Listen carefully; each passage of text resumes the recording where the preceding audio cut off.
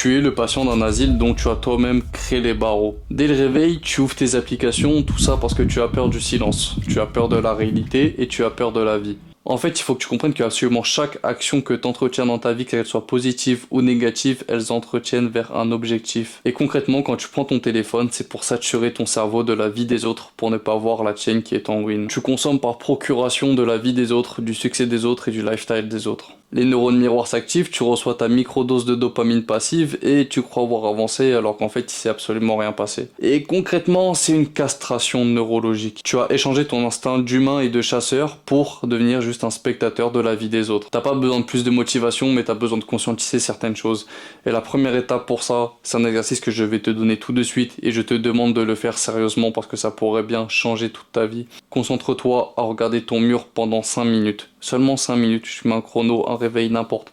Et tu le fixes pendant 5 minutes et observe le chaos qu'il y a dans ta tête. Le chaos qui ne veut pas lâcher ton cerveau. Toutes les pensées qui viennent et qui se mélangent où tu ne sauras même plus quoi penser. Mais en même temps, au bout de ces 5 minutes, ces fils qui sont complètement mêlés, ils vont ressembler à un fil plus droit. Et tu pourras penser concrètement à « Ah oui, c'est vrai, il fallait que je fasse ça.